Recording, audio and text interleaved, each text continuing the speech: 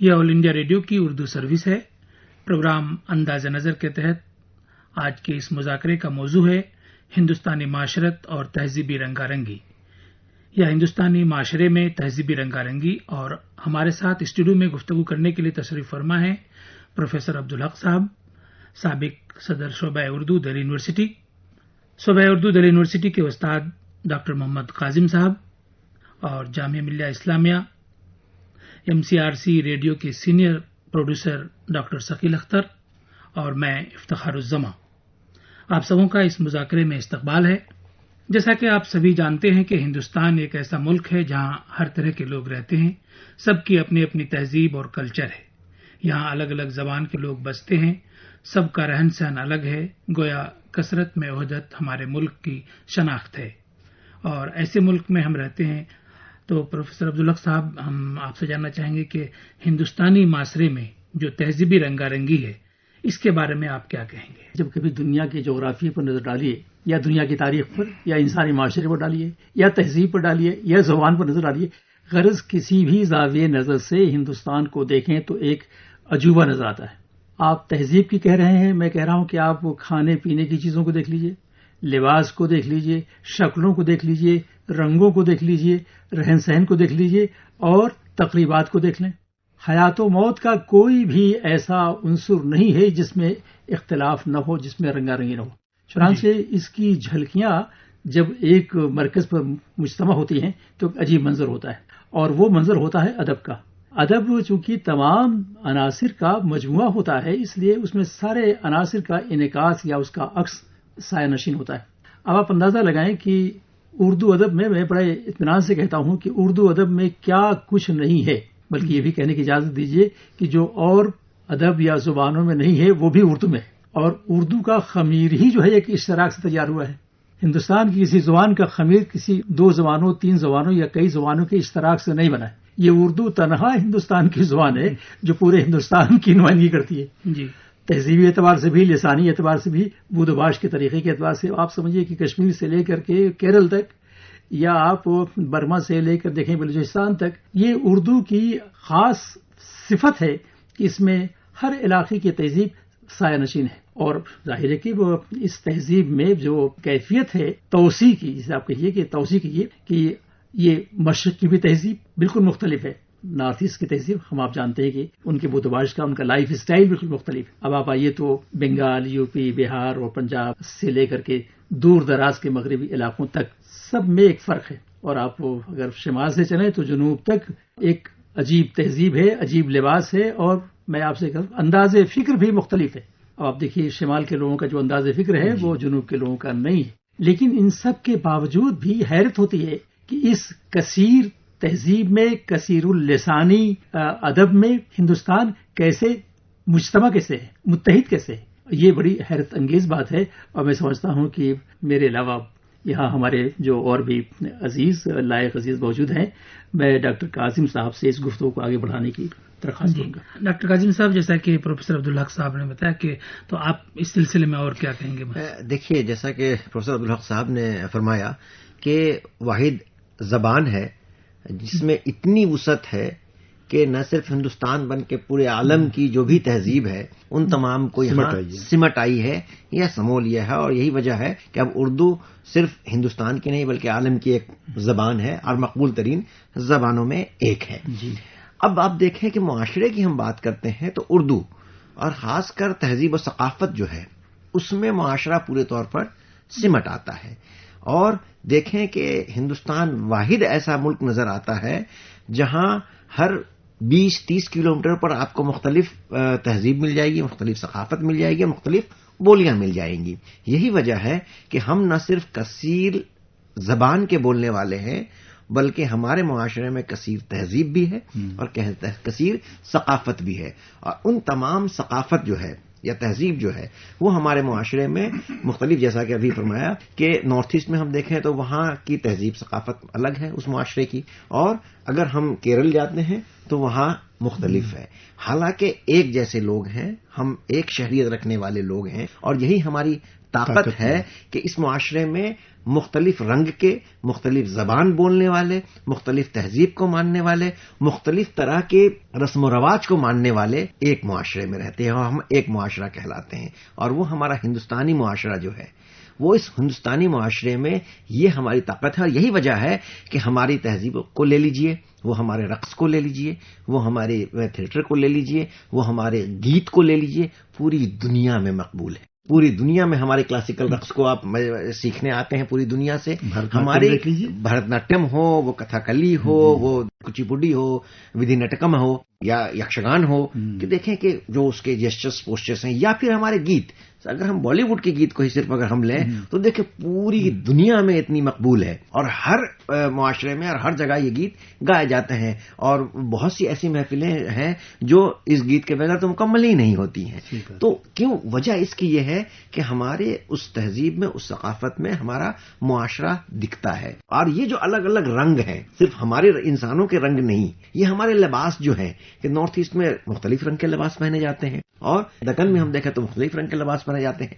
ایک ہی لباس کو مختلف علاقے میں مختلف طرح سے پہنے جاتے ہیں. ایک ساڑی ہم لیں، اس میں ایک بات میں شامل کرنا چاہوں گا کہ جو لباس کی بات کہی آپ نے، اس لباس میں مذہب کا کوئی قید نہیں ہے. مذہب کی قید نہیں ہے، بالکل نہیں. یہ معاشرہ ہمارا کہ اگر ایک مسلمان ہے تو وہ بھی وہی لباس پہن رہا ہے جو ایک غیر مسلم وہاں پہن رہا ہے. بے شک یہی بات جو میں کہہ رہا تھا کہ ایک ساڑی کو ہی ہم لیں کہ بنگال میں ساڑی بغیر مذہب و ملت کے سبھی لوگ ایک طرح سے ساڑیاں باندھتے ہیں. بنگال کا اسی ساڑی کو مہاراشٹر میں الگ طرح سے باندھتے ہیں اور اسی ساڑی کو یہاں بہار یو پی میں مختلف طرح سے باندھتے ہیں. وہی ایک دھوتی ہے کہ بنگال میں بلا تفریق مذہب و ملت سب لوگ ایک طرح سے دھوتی پہنتے ہیں اور یہاں بہار یو پی میں الگ پہنتے ہیں اور دکن میں دوسری طرح سے پہنے جاتے ہیں. تو یہ جو رنگا رنگی ہے کہ کپڑوں کے اسٹف کو ہی نہیں لیں بلکہ ان کو رنگوں کو ہم لیتے ہیں. تو یہ جو ہمارا معاشرہ ہے جو رنگا رنگ دکھتا ہے اور اتنی زیادہ خوشی کے موقع کے الگ لباس ہیں، تھوڑا اگر تکلیف کا موقع ہے تو اس موقع کے الگ لباس ہے، وہ پورا ہماری تقریب جو ہے. اور یہاں تک کہ مختلف تقریب میں بلا تفریق مذہب و ملت کہ پورے اگر آپ اتر پردیش میں جائیں تو ایک طرح کی تہذیب و ثقافت ملے گی. وہ شادی کی رسم ہو، وہ خوشی کی رسم ہو یا کوئی اور رسم ہو. ہم دکن میں جائیں گے تو ایک طرح کی رسم ملتی ہے. ان رسموں میں آپس میں جو یگانگت ہوتی ہے کہ ایک پڑوس میں مسلمان ہے، اسی پڑوس میں ایک ہندو ہے، لیکن اگر شادی ہو رہی ہے تو دونوں فیملی اس طرح کھڑے ہوئے ہیں جیسے کہ وہ اپنے بچوں کی شادی کر رہے ہیں. یہ بہت بڑا فورس ہے. بے شک یہی ہمارا معاشرہ ہے، یہی ہمارے معاشرے کی طاقت ہے. اور یہاں طبقہ بھی ہمارے یہاں نظر نہیں آتا، ہمارے یہاں رنگ و نسل بھی نظر نہیں آتا، ہمارے یہاں مذہب کی تفریق بھی نظر نہیں آتی ہے. بلکہ ایسے موقعوں پر جس کو ہم خوشی کہہ لیں یا تکلیف کہہ لیں، دونوں موقعوں پر تمام لوگ یکجا ہوتے ہیں اور ایک سر میں ایک جیسی باتیں کرتے ہیں اور ایک جیسے نظر آتے ہیں. یہ معاشرے کی میں یہاں پہ بس اتنا ایڈ کرنا چاہوں گا کہ یہ جو رنگا رنگی ہے، یہ ہندوستانی معاشرت ہے، اس کی تشکیل کوئی 100-200 سال میں تو عمل میں نہیں آئی، بلکہ ایرین آئے، ڈریویڈین آئے، آسٹرین آئے، اس کے بعد نہ جانے کتنی قومیں آئی، مغل آئے، آ کر کے انہوں نے ہندوستان کے خمیر میں جو رنگا رنگی پیدا کی اس کا کوئی جواب نہیں ہے پوری دنیا میں. اور آج اسی خمیر کا نتیجہ ہے کہ ہم آپس میں مل جل کر اس طرح رہتے ہیں کہ باہر والے حیرت سے یہ دیکھتے ہیں اور پڑھتے ہیں تو یہ کہتے ہیں کہ کیسے پاسبل ہے کہ کفر اور دوسری طرف وحدانیت ایک ساتھ مل کر کے کیسے رہ سکتا ہے کوئی. لیکن ہم نے پوری دنیا میں مثال پیش کی ہے کہ ایک مسجد بھی ہے، ایک مندر بھی ہے، ایک گردوارہ بھی ہے، سب اپنے اپنے مذہب کے پابند ہیں اور دوسرے کے مذہب کے احترام بھی کرتے ہیں. اس طرح کی مثال شاید دنیا میں کہیں اور نہ ملے. ڈاکٹر ثقیل صاحب آپ وہیں آ رہے تھے، میں چاہ رہا تھا کہ آپ سے کہ جیسا کہ ہمارا ملک ہندوستان بہت وسیع دائرے میں پھیلا ہوا ہے، یہاں کی آب و ہوا بھی ایک جگہ سے دوسری جگہ کی الگ الگ ہے. جی، کھانا پینا رہنا سہنا الگ ہے، پھر بھی ہم ایک ملک میں مل کر رہتے ہیں. اسی مشترکہ کلچر کے بارے میں آپ جو الگ انداز سے بیان کر رہے تھے، اسی کو اور آگے بڑھائیں. نہیں، میں یہ کہنا چاہ رہا تھا کہ آپ کشمیر سے سفر کرنا شروع کریں اور کنیا کماری تک پہنچے، ڈائیورسٹی آپ کو ملے گی، لیکن اس ڈائیورسٹی میں کہیں نفرت کی گنجائش نہیں ہوگی آپ کو. کہیں کوئی کسی کو نیچی، یعنی کہ کوئی اگر اپنے گھر اپنے علاقے کا لباس پہن کے جا رہا ہے تو آپ اس کو بہت ہی حقیر نگاہوں سے نہیں دیکھتے ہیں. آپ دیکھ لیجئے جامعات میں دہلی یونیورسٹی ہے، جامعہ ہے یا جے این یو ہے، وہاں کہاں کہاں کے طالب علم آتے ہیں اور سب اپنے اپنے ڈریس پہن کر کے گھوم رہے ہیں. ایک طالب علم ہمارے یہاں لنگی پہن کر کے آتا ہے، تہبند باندھ کر کے آتا ہے، کلاس کرتا ہے. किसी को कभी गिरा नहीं गुजरता कि ये क्या माजरा है कि बताइए वो तहबंद पहन करके घूम रहा है, या वो इडली डोसा खा रहा है, कोई कश्मीरी है तो वो आसमान खा रहा है, या वो कश्मीरी ड्रेस में। तो ये रंगारंगी और यगानगत जो है वो हमारी दरअसल ताकत है, और ये जितना ज्यादा होगा इतनी ही ज्यादा हमारे अंदर इत्तेहाद और तवानाई और ताकत पैदा होगी, जिससे कि हमारा मुल्क और आगे बढ़ेगा, और ये वक्त की बहुत अहम जरूरत है। बिल्कुल, ये देखिए कश्मीर से अगर हम चलते हैं, जैसा कि अभी शकील साहब ने फरमाया कि वहां से हम चलें तो अपने हम मौसमों को देखें कि कहीं बिल्कुल सर्द मौसम है, और जैसे जैसे हम नीचे आते जाते हैं नक्शे की मुनासबत से और हम दक्कन की तरफ बढ़ते हैं तो वैसे वैसे मौसम गर्म होता जाता है। राजस्थान में हम जाते हैं तो बहुत गर्म है, तो उस मौसम की मुनासबत से उनके खान पान भी हैं, उनके लिबास भी हैं और उनके रहन सहन भी है। डॉक्टर कासिम, यही नहीं है, मैं तो जिस बात पर इशारा कर रहा था शायद वो मैं उसकी वजाहत नहीं कर सका। इन सब चीजों से बालाए ताक कि आप देखें कि अंदाजे फिक्र जिसका मैं जिक्र करता कि आप जो फलसफियाना नुक्ते नजर है उसमें जो हम आहंगी है, बेशक उसका कोई जवाब नहीं। बेशक आप ये देखिए कि जिस तरह से आदमी सोचता है वही सोच उसकी जुनून की है। अब आप अंदाजा लगाएं कि इकबाल पंजाब के हैं, यानी मगरबी हिंदुस्तान के हैं, काजी नजरुल इस्लाम बंगाल के मशरक के हैं, टैगोर मशरक के हैं, लेकिन दोनों की शायरी और दोनों का अंदाज नजर, बल्कि दोनों का फलसफा हयात, बल्कि दोनों का पैगाम, आप ये देखिए कि दो इंतहाओं को मुत्तहिद करता है। एक अजीब इत्तेफाक है कि वो अगर शाहीन का जिक्र करते हैं वो द्रोड़ का जिक्र करते हैं, गौड़ का जिक्र करते हैं, वो इनकलाब का जिक्र करते हैं तो वो इनकलाब का जिक्र करते हैं। तो ये जो फिक्री जो मुफाहमत है उसका जो इसमें अरबंदों का भी नाम लिया जाता है। अरबंदों का। उसके बाद फिर आप देखिए वो एक बात और भी आप सुनूं कि 20वीं सदी में हिंदी फिलॉसफी की जो बुनियाद है वो डॉक्टर राधाकृष्णन के जिम्मे है। बिल्कुल, अकायद के एतबार से वो बिल्कुल मुख्तलिफ है। और दूसरी तरफ देखिए आप मुस्लिम अकायद की या मुस्लिम अफकार की बुनियाद जो है वो अल्लामा इकबाल की है। आप देखिए दो फलसफे हयात है, दो अकायद हैं, और दोनों की तर्ज फिक्र भी जुदागाना है। डॉक्टर इकबाल को अगर पीएचडी की डिग्री मिल रही है, ऑनररी मिल रही है, तो डॉक्टर राधाकृष्णन को मिल रही है। और डॉक्टर राधाकृष्णन इकबाल के वफात पर डॉक्टर राधाकृष्णन को खराज अकीदत पेश कर रहे हैं, और टैगोर भी इकबाल को खराज अकीदत पेश कर, बल्कि टैगोर तो मिलने के लिए इकबाल वहां गए, पंडित नेहरू इकबाल से मिलने गए। तो ये वो फाहिमत की जो सूरत आप बता रहे थे कि शिमाल और मगरिब का कोई बोध ही नहीं। और ये बड़ी अजीब व गरीब बात है कि आप जरा तारीख से ऊपर चले, भी शकील साहब जिक्र कर रहे थे कि वो तारीख का वो हिस्सा जहां भक्ति काल शुरू होती है। भक्ति क्या है? इसी इत्तेहाद की तो एक सूरत है ना कि मुस्लिम अकायद, कबीर की शायरी क्या है, सूरदास की शायरी क्या है, रहीम खान खाना की शायरी क्या है, और खुद गुरु ग्रंथ के सारे जो मवाहिस हैं वो सब इसी इश्तिराक के फिक्र का एक नतीजा है जो मजहबी अकीदे की सूरत इख्तियार कर लेता है। तो ये एक बड़ी सूरत है कि मुख्तलिफ अफकार अकीदा बन जाएं और सब मुदगम हो जाए एक साथ। ये मैं समझता हूँ कि हिंदुस्तान लेकिन सर ये भी देखें ना कि जिस तरह ये मुख्तलिफ अंदाज़े फिक्र है, जिस तरह मुख्तलिफ मज़ाहिब हैं, जिस तरह मुख्तलिफ तहजीब है, इसकी बेहतरीन अक्कासी हमारी उर्दू ज़बान की मुख्तलिफ असनाफ में मिलती है। बेशक, कोई शक नहीं। और शायद हिंदुस्तान की, मैं यकीन से नहीं शायद कह रहा हूँ कि शायद हिंदुस्तान की किसी ज़बान में इस तरह की रंगारंगी, आप नज़ीर को पढ़ें, क्या बात है, मेरे क्या बात है। अदब से अर्ज करूं कि शायद आप भूल जाएं, यकीन के साथ करें, यकीनन बिल्कुल यकीनन नहीं है कि उर्दू जबान के अदब में जिस तरह से तमाम न सिर्फ मज़ाहिब बल्कि तमाम अकीदों का, कि अलग अलग अकीदे भी अगर हैं, उसकी भी अक्कासी और उसकी भी नज़ीर हमारे उर्दू शायरी में मिलती है। और बस एक छोटी सी मिसाल दे दूं आपको कि आज मैं रेख्ता देख रहा था, रेख्ता.com, उस पर मुझे उपनिषद और कृष्ण जी की तालीमात की उर्दू में किताबें मिली। बेशक। और ये किताबें आज से 100-150 साल पहले छपी हैं मतबा नवल किशोर से। तो ये भी हमारी तहजीब का एक जिंदा मिसाल है कि हमने किस तरह कुशादा दिली के साथ दूसरे मज़ाहिब के तालीमात को भी फरोग देने के लिए उर्दू ज़बान ने अपने आप को वक्फ किया है। बेशक। प्रोफेसर अब्दुल हक साहब, अगर हम कश्मीर से कन्याकुमारी की जो पहले बात हुई थी अभी कि कश्मीर से कन्याकुमारी तक देखें तो हमारे कल्चर की खासियत वाज़ेह तौर पर नजर आने लगती है। फिर हर एक रियासत की अलग अलग पहचान है, हर जगह की लोकगीत अलग अलग हैं, फिर भी हम हिंदुस्तानी हैं। तो ये हिंदुस्तानी के बारे में क्या कहना चाहिए?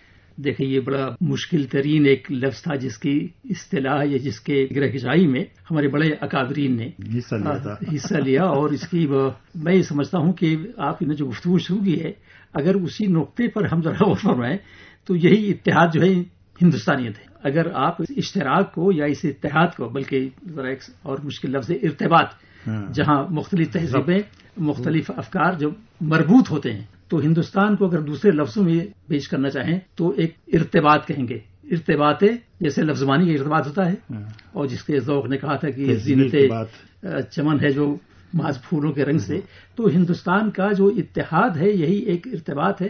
اور ہندوستانیت، میں آپ سے عرض کروں کہ اس کی ڈاکٹر رادھا کرشنن نے جو تعریف کی ہے انڈین فلاسفی، اور سیدین صاحب نے جو انڈین کلچر میں، ڈاکٹر تارا چند نے بھی انڈین کلچر یعنی اسلام میں جو تعریف کی ہے، وہ یہی ہے کہ ایک ایسی ملواں آپ آسان میں کہیں، ایک ایسی ملواں صورتحال نقش ہے یا تصویر ہے کہ جس میں ابھی ڈاکٹر کاظم کہہ رہے تھے کہ وہ رنگ ہو، قلم ہو، اور نوک پلک ہو، اور جسم و جسامت ہو، سب جیسی بنی ہو کہ آپ اس کو الگ نہ کر سکیں کہ یہ کشمیر کا ہے یا ان کا ہے. مثلا آپ یہ بھی ذکر کر رہے تھے کتھا کلی کا. اب آپ سوچئے کہ واجد علی شاہ ٹھمری پر پیدا ہیں.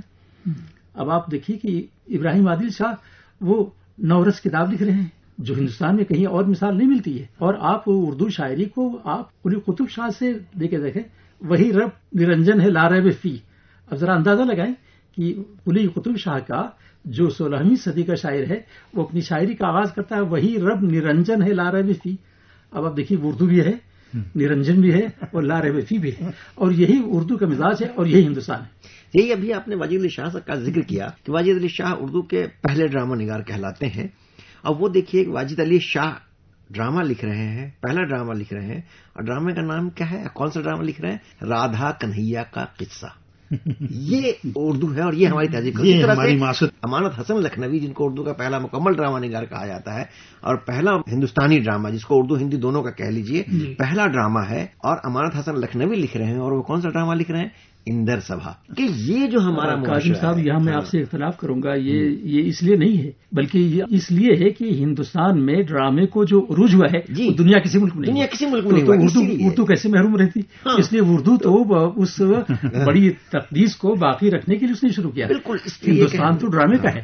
جی، اور میرا یہ تھا کہ اس میں اردو جو ہے کہ یہاں ریپرزنٹیشن ہے جو ہے وہ ہندوستانی معاشرے کا. بالکل یہ دوسری بات میں کروں، لیکن یہ آپ بتائیں کہ اردو میں ڈرامے کا زوال کیوں ہوا؟ یہ ایک الگ بحث ہے. جبکہ ہندوستان میں ڈرامے کی جو مضبوط جو روایت رہی ہے وہ بیچ میں مدھم پڑ گئی. نہیں، جس طرح کے اگر اردو زبان اور اردو ادب کا ہم تہذیبی مطالعہ کرتے ہیں، اگر معاشرتی مطالعہ کرتے ہیں، تو اردو میں جو ناولز لکھے گئے ہیں، جو شاعری ہوئی ہے، اگر ناول میں صرف امراؤ جان کی ہی لے لیں ہم، تو کس طرح اودھ کی تہذیب، پوری عکاسی ادب کی تہذیب، اس کے پیرل پورے لکھنؤ کی تہذیب، اس میں خانم کا کردار، خانم کس طرح کوٹھے پر کاروبار کرتی ہیں، خانم کس طرح کا زبان استعمال کرتی ہیں، خانم کا لباس کیا ہے، خانم کس طرح سے ٹریٹ کر رہی ہیں لوگوں کو، یہ پورا معاشرہ، پوری معاشرت ابھر کر کے سامنے آ رہی ہے. یہ تو اردو والوں کا سب سے بڑا کنٹریبیوشن ہے کہ اس نے ہندوستانی معاشرے کو، اسلامی معاشرے کو نہیں، ہندوستانی معاشرے کو ایز اٹ از پینٹ کرنے کی پوری کوشش کی ہے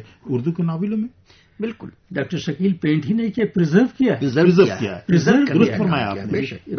اور اردو کا صرف ناول ہی نہیں، اردو کی شاعری ہم لیں، اردو کی مثنوی کو اٹھا لیں، دیکھیں کیسے مثنویوں میں ہندوستانی تہذیب پوری محفوظ ہے.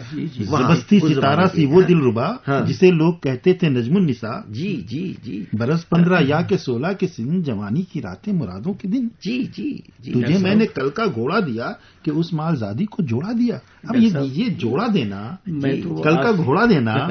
ذرا اس سے 2 قدم اور آگے چلیں. جی، یہ تو مثنوی اور داستان سرائی کی بات تھی، قصے کہانیوں کی بات تھی، تو اس میں تو پرستان اور شہزادگان کا ذکر ہے. قصیدے میں کہاں گنجائش تھی کہ اس سودا جو ہے وہ جی وہ کہتا ہے کہ وہ ڈھولک تو تیرے گھر میں کبھی ناچ میں ہوتے دیکھا، نہ تیرے در پہ سنی آ کے پخاوج کی گمک. اب یہ پخاوج کا ذکر کرنے والا پخاوج تو بالکل. میں سمجھتا ہوں کہ اردو کی خوبی یہی ہے کہ ہندوستانیت، اور جو آپ نے سوال کیا ہے، ہندوستانیت کی سب سے بڑی جو ترجمان ہے زبانی لسانی سطح پر وہ اردو ہے. نہیں، اردو کے شاعر و ادیب جب تخلیقی کام کرتے ہیں، جب قصیدہ لکھتے ہیں، مرثیہ لکھتے ہیں، تو علوم و فنون کا دریا بہا رہے ہیں.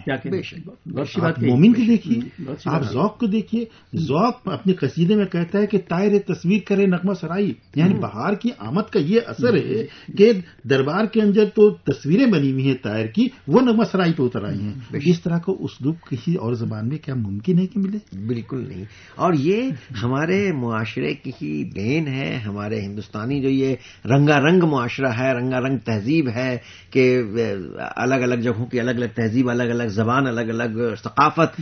وجہ یہ ہے کہ ہمارے ادب کو بھی اس سے بہت مضبوطی ملی ہے اور ہمارے پاس اتنی باتیں ہیں کہنے کے لیے کہ اس سے ہمارے معاشرے کی وسعت کا بھی اندازہ ہوتا ہے اور ہماری زبان کی بھی وسعت کا بھی اندازہ ہوتا ہے. جس طرح کے لفظیات ہم استعمال کرتے ہیں ان کے لیے، کہ وہ ہولی کا ذکر ہو، وہ دیوالی کا ذکر ہو، وہ عید کا ذکر ہو، وہ رام کا ذکر ہو، وہ لکشمی کا ذکر ہو، گرو نانک کا ذکر ہو، وہاں وہ دوسرے کسی بھی پیغمبر کا ذکر ہو، دیکھیں کہ کس طرح سے زبان میں، کس طرح سے ادب میں اس کو پیش کیا گیا ہے. اور یہی ہماری، میں آپ سے آخر میں عرض کروں کہ جس کو ہندوستان کو دیکھنا ہو وہ اردو کی طرف نظر کرے، اور جس کو اردو کی خوبیاں دیکھنی ہو وہ ہندوستان کی نظر دیکھے. کسی اور ادب میں ذرے کو دیوتا کہنے والا کوئی اور نہیں ہے، اردو زبان. بالکل بالکل. ڈاکٹر صاحب یہاں ایک چیز اور جوڑنا چاہیں گے ہم کہ ایک دور تھا جب ہندوستان کی طوطی بولتی تھی، سونے کی چڑیا کہا جاتا تھا، لیکن کیا اس میں ہم کس معاشرے کو ہم ذمہ دار ٹھہرائے ہیں؟ میں تو آپ کے خیال کی، آپ کے اسٹوڈیو میں بیٹھا ہوں، یہ آپ کی دنیا ہے، کائنات ہے. میں آپ سے عرض کروں کہ وہ سونے کی چڑیا تو ہر دور میں باقی رہی ہے، نہ وہ مری اور نہ وہ لوٹی گئی. اور وہ آج بھی آپ دیکھیں کہ ہندوستان کا جو اختصاص ہے پوری دنیا میں جسے تسلیم کیا جا رہا ہے، کیا وہ سونے کی چڑیا کے برابر نہیں ہے؟ وہی سونے کی چڑیا ہے جو آج جو پوری دنیا میں، پورے گلوب میں جو ہندوستان کو جو عزت و عظمت مل رہی ہے، اس سونے کی چڑیا کی ہی برکتیں ہیں جو مختلف پروبال کے طور پر ظاہر ہو رہی ہیں. اور شکیل صاحب آپ؟ نہیں، اس میں تو بات مکمل ہو گئی کہ جو ہماری تہذیب ہے، جو ہماری معاشرت ہے، اس معاشرت کا سب سے بڑا اسٹرینتھ یہ ہے کہ آپس میں اتحاد و اتفاق. اگر اتحاد و اتفاق رہے گا تو ہماری ہندوستانی معاشرت اور زیادہ پھلے پھولے گی، اس کے اندر رنگا رنگی پیدا ہوگی. اردو کے حوالے سے ایک بار پھر میں نذیر کا نام لینا چاہوں گا. کیا نذیر کا نام ایک ایسا نام ہے جس میں پوری ہندوستانیت رچتی ہے، بستی ہے، جگہ جگہ ہمیں احساس دلاتی ہے، چاہے وہ میلے ٹھیلے کی بات ہو، چاہے وہ تہوار کی بات ہو. دیکھیے، ہندوستان جو سونے کی چڑیا کا ذکر ابھی ہوا، ہندوستان ہمیشہ سونے کی چڑیا رہا ہے اور رہے گا. وجہ اس کی یہ ہے کہ اب ہمارے یہاں جس طرح کی تہذیب ہے، یہ تہذیب کہیں اور نہیں ہے. تو کیا سونے کی چڑیا یہ نہیں ہے؟ ہمارے یہاں جتنی زبانیں ہیں اور جتنا جو ادب پارا ہے، وہ کیا سونے کی چڑیا نہیں ہے؟ خزانے کا مطلب صرف یہ تھوڑا ہی ہوتا ہے کہ سونے اور جواہر کے ہی خزانے ہو. ہم نے خلاؤں پر کمندیں ڈالی ہیں. بالکل، ہم نے خلاؤں پر کمندیں ڈالی ہیں، بڑی بڑی سیٹلائٹس بھیجی ہیں. تو کیا یہ اس دور کی چڑیا ہی تو نہیں ہے جس نے اپنی پرواز کو بلند رکھا ہے؟ اس سے بھی بالا تر ہے، اس سے بھی بالا تر ہے. کسی چڑیا کی پرواز وہاں تک نہیں ہو سکتی. تو آخر میں ہم اپنے سامعین کو کہنا چاہیں گے، ایک پیغام دینا چاہیں گے آپ سبوں کے ذریعے کہ ہمارا جو ہندوستانی جو معاشرہ ہے اور یہاں جو تہذیبی رنگا رنگی ہے، اس میں لوگ کس طرح سے اپنے آپ کو رکھیں یا رہیں تو تاکہ ہندوستان کی عظمت قائم رہے. دیکھیے، یہ آپ کی اس پوری گفتگو سے یہ حاصل ہوا کہ ہندوستان کو اگر بلند و بالا مقام پر رکھنا ہے تو ہندوستان کے اس تانے بانے کو باقی ہی نہیں رکھنا ہے، بلکہ اس میں زندگی اور نئے خون کو دوڑانے کی ضرورت ہے. اور دوسری بات یہ کہ وہ ہندوستان کے وجود سے ہمارا وجود ہے، اس بات کو ہم نہ بھولیں. اگر ہندوستان کا وجود نہیں ہوگا تو ہمارا وجود نہیں ہوگا، اور اگر ہمارا وجود نہیں ہوگا تو ہندوستان کا وجود نہیں ہوگا. ہر ہندوستانی کا یہ فرض ہے وہ ہندوستان کے وجود کو بلندی اور عظمت دینے کے لیے جو کچھ بھی اس سے بن پڑے یہ وقت کرنے کا ہے. اور ظاہر ہے کہ ایسے آزمائش کے وقت میں ہمیں بڑی دلری کے ساتھ تہذیبی اور ثقافتی ذمہ داریوں سے عہدہ برا ہونے کی ضرورت ہے. اور ظاہر ہے کہ اس میں یہ بات بھی شامل ہے کہ ہندوستان کی جو خوبیاں ہیں، اس تہذیب کی جو اچھائیاں ہیں، ان کو اپنے جسم و جان میں ڈھالنے کی ضرورت ہے تاکہ ہم اس کے نمائندے بن سکیں. آج صرف گفتگو سے بات نہیں بنتی ہے. ہم جب اس تہذیب، ایک بڑی تہذیب ہے، اس تہذیب کی نمائندگی جب ہم کر رہے ہیں تو ہمارے ہر قطرے جسم سے اس تہذیب کی عکاسی ہونی چاہیے. عملی طور پر بھی شکیل صاحب آپ؟ میں یہ کہنا چاہوں گا کہ جب ہم تہذیبی اور رنگا رنگی کی بات کرتے ہیں، معاشرت کی بات کرتے ہیں، تو ہم تمام چیزوں سے بالا تر ہو کر کے ہندوستان کی بات کرتے ہیں، اور ایک ایسے ہندوستان کی بات کرتے ہیں جس نے تمام مذاہب کو، تمام زبان کو، تمام تہذیبوں کو اپنے اندر سمویا ہے. یہ 100-200 سال کی بات تو نہیں ہے. آپ دیکھ لیجئے کہ ہندوستان میں ڈریویڈین کلچر بھی ہے، ایرین کلچر بھی ہے، اور اس کے ساتھ مختلف مذاہب بھی اسی سرزمین پر پیدا ہوئے. آپ کیا گوتم بدھ سے انکار کر سکتے ہیں؟ کیا جین کی تعلیمات سے انکار کر سکتے ہیں؟ تو جہاں اتنے مذاہب ہوں اور جہاں اتنی اچھی تعلیم دی جاتی ہو، جہاں اتنے اچھے معاشرہ ہو، تو مل جل کر کے رہنے سے ہی ایک اچھا معاشرے کے ساتھ ساتھ ایک ملک ترقی کرے گا۔ بے شک یہ کہ ہمارا ملک جس طرح کا مختلف مذاہب، مختلف تہذیب، مختلف معاشرہ اور مختلف کے کھان پان کا ملک ہے، جس کو پوری دنیا مانتی ہے، تو ایسے میں پوری دنیا جس چیز کو مان رہی ہے، ایسی مثبت چیزوں کو ہم دیکھیں، اور جو باتیں، جو چیزیں، جو معاشرہ، جو تہذیب ہم سب کو ایک ساتھ جوڑ کر رکھنے میں معاون ثابت ہو رہا ہے، ایسی چیزوں کو ہم بڑھاوا دیں، اور اس سے جب ہمارا سماج مضبوط ہوگا، جب ہمارا معاشرہ مضبوط ہوگا، تو یقیناً ہمارا ملک بھی مضبوط ہوگا۔ اور اسی لیے ہم اپنے ملک کو مضبوط کرنے کے لیے، اپنے معاشرے کو مضبوط کرنے کے لیے، اپنی تہذیب کو مزید روشن کرنے کے لیے ہم ایسے تمام چیزوں کو بڑھاوا دیں، وہ تہذیبی سطح پر ہو، وہ ثقافتی سطح پر ہو، وہ ہمارے فنون لطیفہ ہو، وہ ہمارے علوم ہو، وہ ہمارے تعلیمی نظام ہو، یہاں جہاں بھی ہمیں مثبت چیزیں مل رہی ہیں جس سے ہمیں ہمارا معاشرہ، ہمارا ملک روشن ہو، اس سے ترقی کرے اور مضبوط ہو، انسان کو انسان سے جوڑنے کا کام کرے، دلوں کو دلوں سے جوڑنے کا کام کرے، ایسی چیزوں کو ہمیں شناخت کر کے اسے بڑھاوا دینا چاہیے، اسے مزید روشن کرنا چاہیے، اور جو بھی نیگیٹو چیزیں ہماری زندگی میں یا ہمارے تھاٹ میں آتے ہیں اس کو درگزر کر کے پازیٹو چیزوں کو لے کر آگے بڑھیں، تبھی ہمارا معاشرہ، ہماری تہذیب، ہماری ثقافت، ہمارا ملک یقیناً روشن ہے اور اس کا مستقبل مزید روشن ہوگا۔ بس جیسا کہ تھوڑی دیر پہلے ابھی پروفیسر عبدالحق صاحب نے کہا تھا کہ اردو نے کہا ہے کہ ہندوستان کا ہر ذرہ ہمارے لیے دیوتا ہے۔ جب ہم اس بات کو مانیں گے، ہر ذرے کو، ہر چیز کو تسلیم کریں گے، اس کی عظمت کا گنگان کریں گے، تو آٹومیٹک ہم ترقی کریں گے۔ بے شک۔ جی ڈاکٹر صاحب، آپ کچھ کہنا چاہیں گے آخر میں؟ بھائی اول تو میں مبارکباد دوں آپ کو کہ آپ نے ایک بہت اچھے علمی اور فکری انداز میں تہذیب کے مختلف پہلوؤں پر ہم لوگوں کو اظہار خیال کی دعوت دی، اور اچھا لگا اس گفتگو کے۔ صرف ایک بات جو بہت کھٹکتی ہے کہ ہندوستان ہم سے دور نہیں ہے اور ہم ہندوستان سے دور نہیں ہیں، بلکہ یوں سمجھیے کہ دونوں ایک دوسرے میں ایسے مدغم ہیں۔ ابھی تہذیبوں کا ذکر ہوا، ابھی ثقافت کا ذکر ہوا، میں سمجھتا ہوں کہ افراد بھی ایک دوسرے میں ایسے مدغم ہیں، بلکہ یوں کہیے کہ من تو شدم تو من شدی، اور وہ کی جو کیفیت یہاں ہے وہ شاید اس مرقع عالم میں دیکھنے کو نہیں نظر آتی۔ سامعین، اس مذاکرے کا موضوع تھا ہندوستانی معاشرت اور تہذیبی رنگا رنگی، اور ہمارے ساتھ شریک گفتگو تھے جناب پروفیسر عبدالحق صاحب، سابق صدر شعبہ اردو دہلی یونیورسٹی، شعبہ اردو دہلی یونیورسٹی کے استاد ڈاکٹر محمد قاسم صاحب، جامعہ ملیہ اسلامیہ MCRC ریڈیو کے senior producer doctor Shakeel Akhtar, اور میں افتخار الزماں۔